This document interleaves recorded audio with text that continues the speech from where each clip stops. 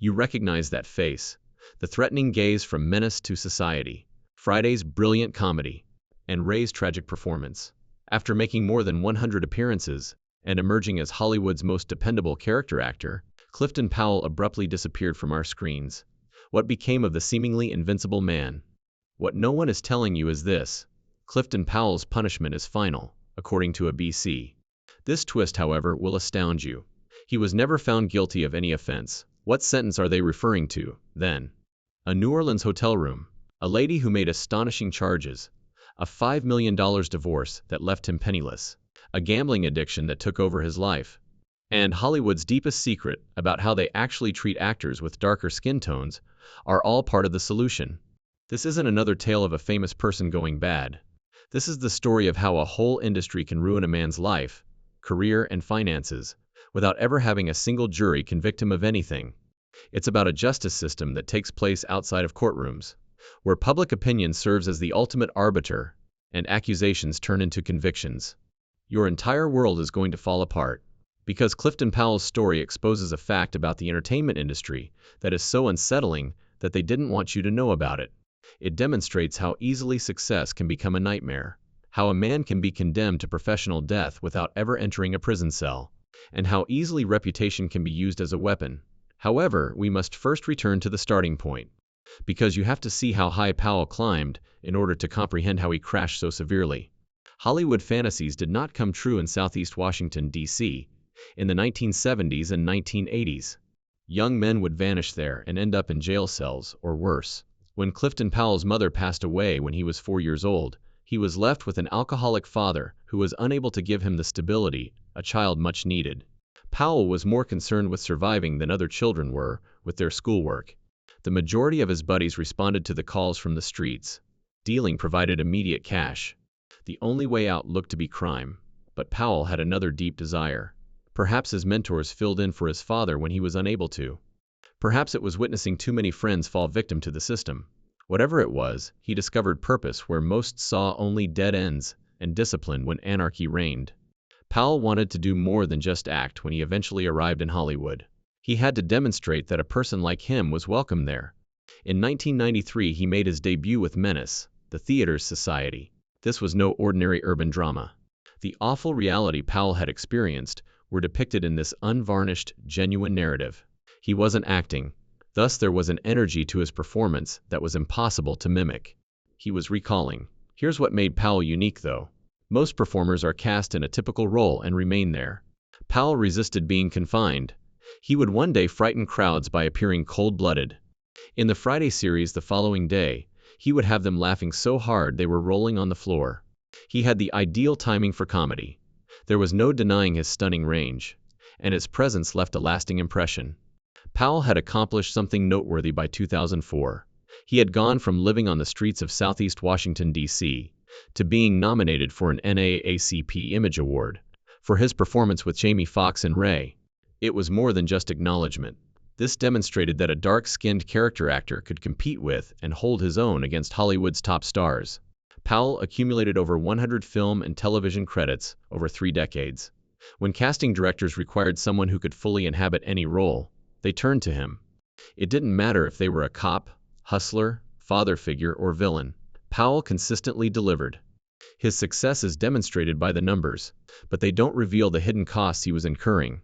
Because Powell already had uncontrollable forces working against him when he was establishing his reputation, one role at a time. Forces that would ultimately destroy him by using his own success as a weapon. The gloomy reality about Hollywood that they never want you to see is revealed by what transpired next. A hotel room in New Orleans, August 2011. Clifton Powell's life would be forever altered by these 3 events.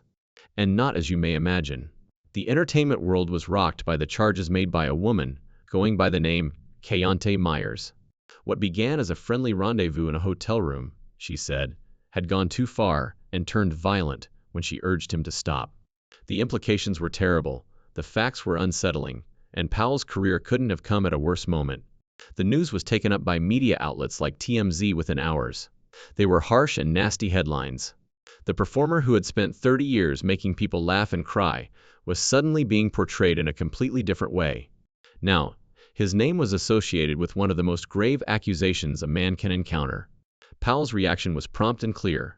Via his delegates, he proclaimed the charges to be wholly untrue and promised to take all appropriate legal action. The problem with accusations in the era of social media, however, is this. Regardless of their veracity, the harm begins as soon as they are made public. Due to a lack of evidence, the initial criminal inquiry was discontinued. Take a moment to consider that. Law enforcement officers who are trained to gather evidence and construct cases were unable to uncover sufficient evidence to proceed. Consider the impact it has on your self-esteem when your ability is continuously eclipsed by an unchangeable factor. This is when Powell's predicament becomes cruelly ironic. His darker skin tone became an asset when Hollywood required someone frightening, intimidating, or menacing. He received recognition for his ability to portray folks from the streets and for adding realism to tough roles. However, that same skin tone created a hurdle when it came to casting romantic leads, likable characters, or parts that required viewers to empathize with the protagonist. In addition to limiting Powell's chances, this double standard established a harmful connotation in the public's consciousness. He was accustomed to playing parts that emphasized the more sinister sides of human nature. Because they had already seen him portray similar characters on film, it was therefore easier for people to believe the claims when they surfaced in real life. Not all instances of discrimination were overt or conspicuous.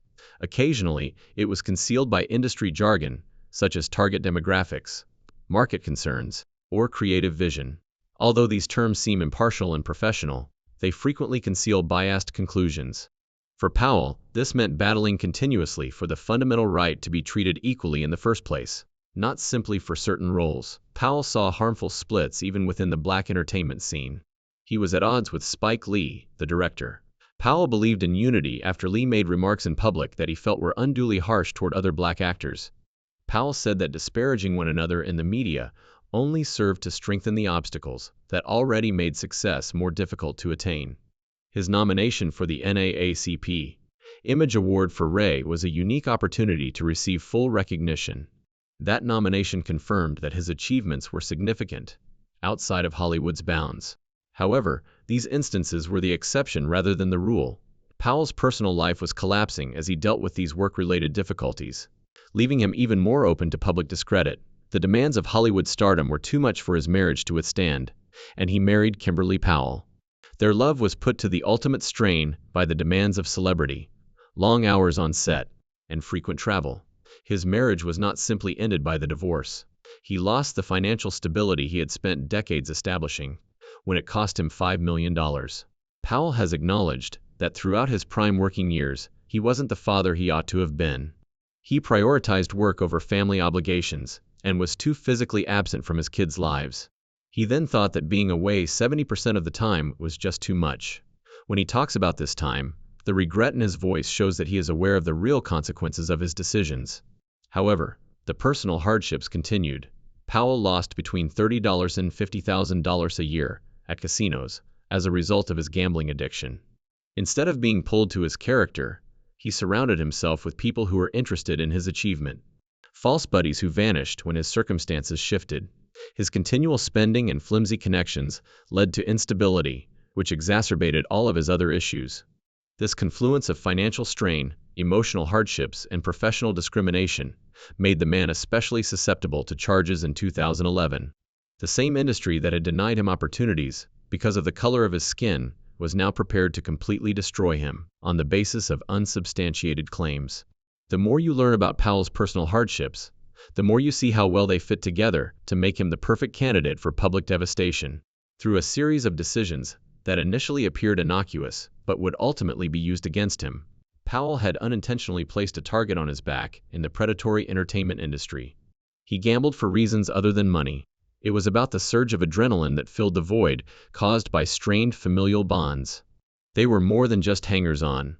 They saw actions that could be misconstrued and used against him in the future. There was more to his absence from his kids' lives than just bad parenting. Anyone wishing to portray him as a man with dubious morals may use it as fodder. This is what, however, makes Powell's predicament even more terrible. He struggled with the same issues that successful individuals in all industries do. Every error he made, every bad choice he made, every moment of weakness. The distinction is that your personal hardships turn into public vulnerabilities when you're a celebrity, particularly a black celebrity in Hollywood. Your imperfections as a human become proof of moral decay. Your attempts to handle pressure turn into evidence that you are deserving of any penalty the public wishes to apply. In the present day, character assassination actually operates like this. It is not necessary to demonstrate that someone acted improperly. All you have to do is raise enough questions about their morality for people to consider the possibility that they may have acted improperly. Powell derived his skepticism from his own hardships. Furthermore, charges don't need to be validated whenever there is a doubt. All they have to do is appear believable. This leads us to the last and most unsettling fact of Clifton Powell's actual fate. When ABC claimed that Clifton Powell's sentence is final, they meant this. There was never a criminal conviction, thus it was not what they were discussing. A civil judgment was also dismissed, so it was not what they were discussing. They were discussing something considerably more significant and long-lasting than any court ruling. The sentence imposed by popular opinion was the topic of their conversation.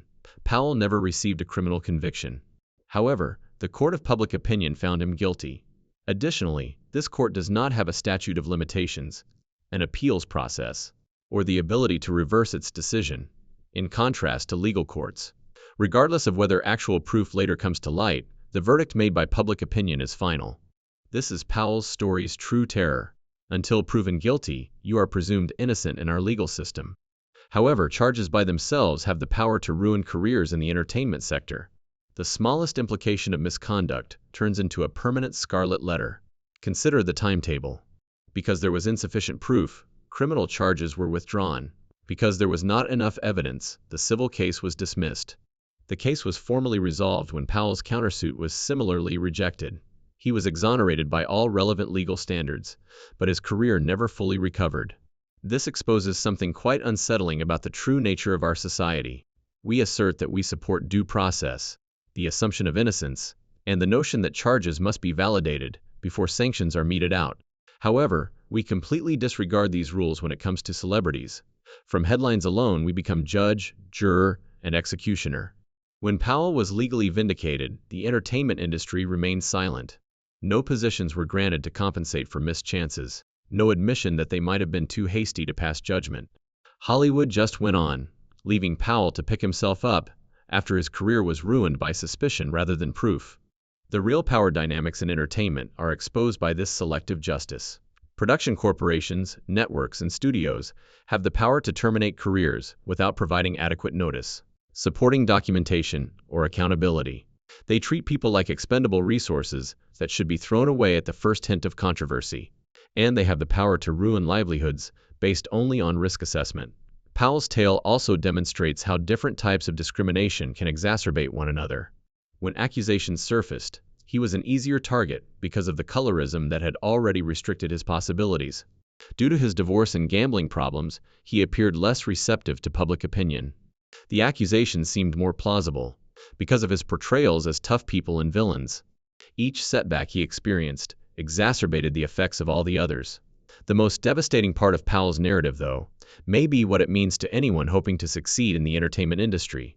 It demonstrates that no amount of skill, diligence, or career success will save you from having uncontrollable factors wreck your life. It illustrates how you can fall farther the higher you go, and that descent can occur suddenly based only on accusations. From this perspective, the term sentence is final acquires a new meaning. Powell did not receive a jail sentence. Career death was the result. Neither juries nor judges enforced it. An industry that prioritizes reputation over the facts imposed it. Furthermore, there was no proof of guilt.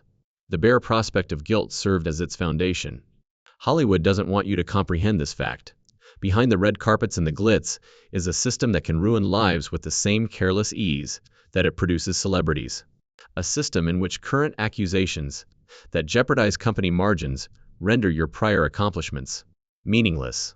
A system in which public opinion, rather than legal courts, decides what is just. After ascending from the perilous streets of Southeast Washington, D.C., to the pinnacles of Hollywood stardom, Clifton Powell found that the entertainment industry might be much more brutal than any neighborhood. He overcame systematic prejudice, family dysfunction, and poverty. But in the era of social media, he was unable to withstand unfounded allegations. His tale ought to act as a cautionary tale for anyone vying for notoriety and a lesson to everyone of the value of due process. Because everyone can experience it if someone with Powell's skill, background, and willpower can. Though the lesson from Powell's story is only now becoming clear, the sentencing is definitive.